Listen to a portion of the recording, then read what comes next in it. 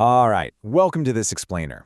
You might actually want to stop whatever you're doing for just a second, because the information we're about to unpack is going to completely change how you think about food, water, and human survival.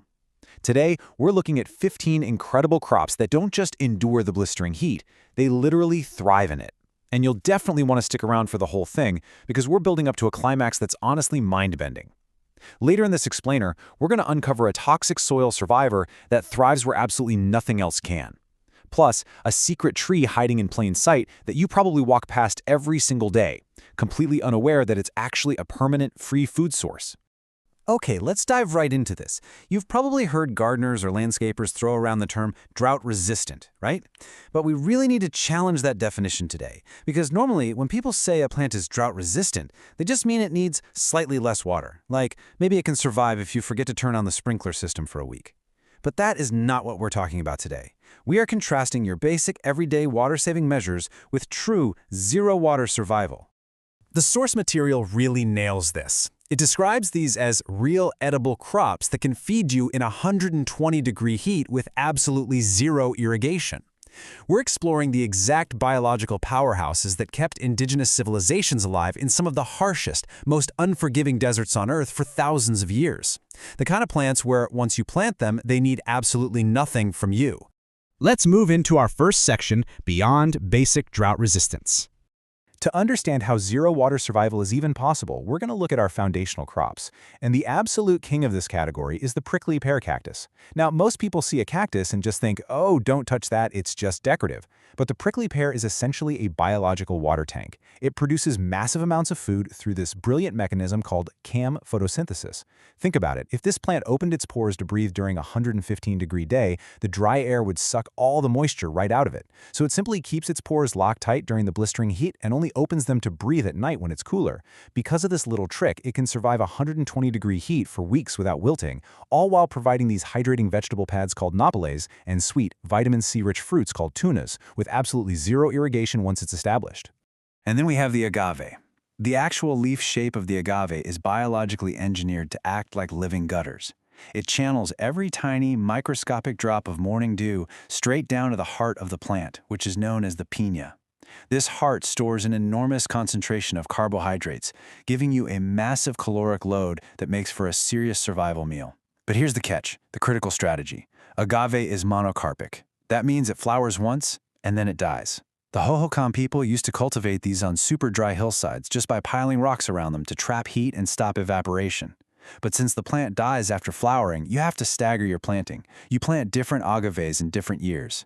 Doing that creates a permanent, self-sustaining food pantry that requires zero daily management. Let's move to our next category and see how this builds in Section 2, Masters of Water Storage. 150. That is the depth in feet of the mesquite tree's root system. I mean, let's put that into perspective. That's deeper than a 15-story building is tall. People drive past mesquite trees on southwestern highways all the time and just assume it's some scraggly weed. They couldn't be more wrong. By sending its roots 150 feet straight down, it taps into deep underground water tables that a surface drought can't even touch. This tree produces pods that you can grind up into a sweet, nutty flour that naturally regulates blood sugar. But actually, scratch that. There's a crucial survival warning I need to give you here. You must only harvest bone-dry pods. If you pick them when they're damp from a recent rain, they can develop a highly toxic mold called aspergillus. So in this case, patience is literally a lifesaver. Now, what's really interesting about this slide is the hidden value of the buffalo gourd. Above ground, it just looks like a weird, rambling desert vine with bitter, basically inedible flesh. But underground, it develops this massive tuberous root that acts as a subterranean water reservoir, weighing over 100 pounds. Because the root is buried deep underground, the surface heat simply cannot touch its water supply. And the nutrition breakdown of its seeds is just phenomenal. You're looking at 30% protein and 35% oil. That's an oil-to-protein ratio that's incredibly close to peanuts. In a severe off-grid scenario, tapping into those seeds provides a massive, super reliable caloric anchor. Which brings us right to Section 3, Calorie and Protein Anchors. Consider this staggering comparison for a second. Your average everyday garden bean is actually pretty delicate. When the temperature hits 95 degrees Fahrenheit, the heat literally causes the plant to abort its reproductive process. No flowers, no beans, no food, game over. But the Dapari bean? It's native to the Sonoran Desert, and it sets its pods and just keeps rapidly growing, even at 110 degrees. Cultivated for centuries by the Tona O'odham people using nothing but 6 inches of monsoon floodwater runoff, this incredible bean boasts 25% protein and goes from seed to harvest in just 60 days. It's a true survival superpower. Next up is pearl millet. This is a crop native to the Sahel, which is that incredibly harsh strip of land bordering the Sahara Desert in Africa. Pearl millet uses a biological trick called C4 photosynthesis. Basically, this pathway concentrates carbon dioxide in specialized cells, which allows the plant to stay highly productive in roasting oven-like soil temperatures with as little as 7 inches of annual rain. It essentially functions as a desert bread that's actually more fat and protein-dense than wheat or rice. It gives you the exact dense macronutrients you're going to need to maintain cognitive and physical strength if things go south. Moving right along to Section 4, Vital Nutrients and Utilities. So, in a long-term survival situation, your bones, your eyes, and your immune system are at massive risk. Enter the terrifying, spiky cholla cactus.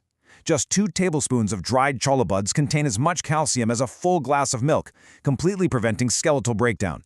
Then we have desert chia seeds. These pack massive omega-3s and physically expand in water to give you a vital feeling of fullness when food is scarce. The desert wolfberry? That gives you vitamin A to prevent night blindness, which is a critical threat when you lose artificial light, and it does it with 0 irrigation. And the pomegranate tree acts as your long-term health insurance policy. It survives extreme drought by dropping all its leaves and going totally dormant, only to wake back up later and provide life-saving vitamin C and antioxidants that prevent scurvy. And we definitely can't forget about pure utility. Yucca roots are absolutely packed with saponins, which gives you natural soap. Why does that matter? Well, in a collapse scenario, infections from poor hygiene actually kill more people than violence. Then you have jojoba thriving out there in 130-degree rocky heat. You can't digest the wax it produces, but it works as stable lamp oil, vital to a lubricant and crucial UV skin protection against severe sunburns. Finally, there's the devil's claw. This thing literally secretes a sticky mucilage to trap dust and build a protective shield around itself to stop its own water from evaporating. And on top of that, it provides edible pods you can cook up just like okra. Nature's just wild, isn't it? So, the crucial point here is that life always finds a way. Let's look at Section 5, the extreme soil survivors. Meet the 4-wing saltbush. This plant thrives in soil that is so incredibly salty and toxic it would instantly kill almost any other plant on Earth. It is a halophyte. It doesn't just passively tolerate the toxic salt, it actively absorbs it into its leaves, and then it uses that stored salt to literally pull moisture directly out of the dry desert air through osmosis. It takes an apocalyptic, salty wasteland and turns it into edible, nutritious seeds and leaves that come naturally pre-seasoned with salt. I mean, how cool is that? And just to prove how unbelievably tough the 4-wing saltbush is, it needs a mere 4 inches of annual rainfall to survive. 4 inches. That's significantly drier than Phoenix, Arizona. If there's a single plant out there that proves the desert is never truly a dead zone, for sure, this is it. All right, it's time to build up to our climax with Section 6, the ultimate secret survivor. We've explored the cactuses, the deep rooters, the incredible heat-proof beans, and the toxic soil survivors. Now it's time for the ultimate secret survivor. The 15th plant on our list, the palo verde. Translating to green stick in Spanish, this is actually the official state tree of Arizona. Millions of people hike under it, they drive past it on their daily commutes, kids climb its branches. People treat this tree like it's just outdoor street furniture, completely and utterly unaware of the incredibly sophisticated ancient survival mechanism hiding right there in plain sight. Here's its mind-bending biological trick. When a brutal, extended drought hits, the palo verde drops every single one of its leaves. To the untrained eye, it looks completely dead, but it's not. It sheds the leaves to stop losing water, and then it just continues performing photosynthesis directly through its green bark. It literally feeds itself through its skin. Because of this, it thrives in 115-degree heat on harsh, rocky slopes with absolutely no supplemental water. And the payoff for us? It produces incredible, high-protein bean pods that you can eat fresh or grind into flour. It's literally free food, just growing in parking lots and on roadsides. Which leaves us with this really crucial question to end our explainer today. What other permanent, life-saving food sources are we walking past every single day? Understanding these plants completely shifts our paradigm of what survival actually looks like. When shortages begin, knowing how to spot and utilize a tree that waters itself or a cactus that breathes at night, that isn't just an interesting fact. It is absolutely priceless knowledge. Keep your eyes open, stay curious out there, and hey, thanks so much for exploring this fascinating topic with me.